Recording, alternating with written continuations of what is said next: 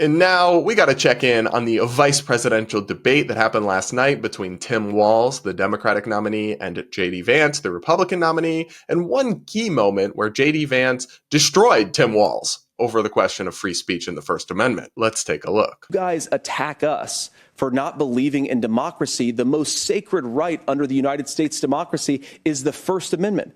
You yourself have said there's no First Amendment right to misinformation. Kamala Harris wants to use the power of government and big tech to silence people from speaking their minds. That is a threat to democracy that will long outlive this present political moment. I would like Democrats and Republicans to both reject censorship. Let's persuade one another. Let's argue about ideas, and then let's come together afterwards. You can't yell fire in a crowded theater. That's the test. That's the Supreme Court test. Tim, fire in a crowded theater. You guys wanted to kick people off of Facebook for saying that toddlers shouldn't wear masks. Senator, the governor does have the floor. Fire in a crowded theater. That is criticizing the policies of the government, which is the right of every American. Wow.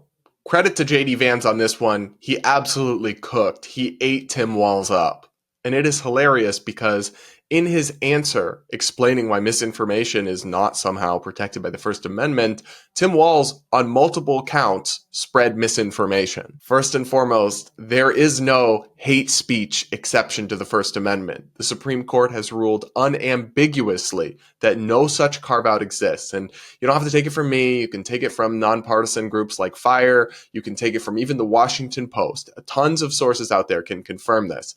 The Supreme Court has time and time again said there's no such thing as a hate speech exception to free speech. And why is that? Well, because hate speech really just means speech I hate, and nobody could ever really agree on some actual objective definition of such a thing. If you want to have open debate and discourse, which is the lifeblood of a democratic society, people have to be allowed to say things that upset other people sometimes. Sorry, that's just the reality.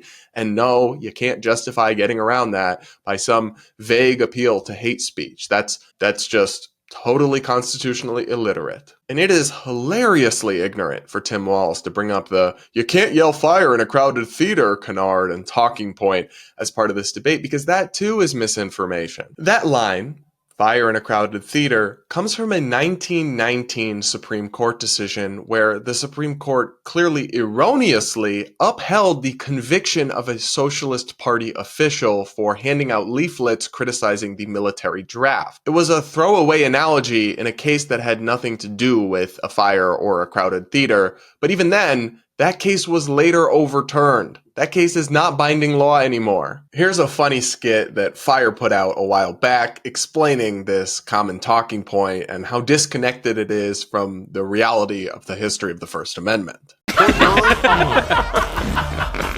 Fatty, Part 2. Oh, that seems really fatphobic. Yeah, well, free speech. Free speech? Shut up. I knew you would say that. There are limits to the First Amendment, okay? Like, you can't just shout fire in a crowded theater. Haven't you ever heard of that? Yeah. Actually, the quote you're referring to mentions falsely shouting fire in a crowded theater and causing a panic. You see? Thank you. Exactly. It's illegal. Well, no, it's not illegal, though. In fact, that quote isn't even from a court case about shouting fire in a crowded theater. Who the hell are you? I'm Will, from FIRE. Well, fire guy, if it's legal, then why did they say you can't do it in the court case? They didn't. Shouting fire in a crowded theater was never something someone was put on trial for or a court ruled on. It was used as an analogy by Supreme Court Justice Oliver Wendell Holmes to illustrate that the First Amendment has limits. Exactly. But the ruling in that court case, Schenck v. United States, was later overturned. Well, maybe it shouldn't have been overturned. Maybe they got it right the first time. Well, it involved a socialist who was passing out pamphlets criticizing the draft during World War I. Really? Really. But like I said, they overturned it about 50 years later. And you think it shouldn't have been? It really makes you think about how censorship might be applied by those in power. Hey, you're ruining the movie. I'm missing so many hilarious, offensive jokes because of you. Stop talking. Actually, we have a First Amendment right to speak. Tell him, Will. Well, not quite. Will, I thought we were friends. I just met you. You don't want to be friends with my date, bro? Not cool. Listen, the First Amendment protects all kinds of speech, aside from a very few specific examples that can cause measurable harm to individuals, like true threats or incitement. But talking during a movie, you're just kind of being an inconsiderate asshole. Well, so are you. Touche.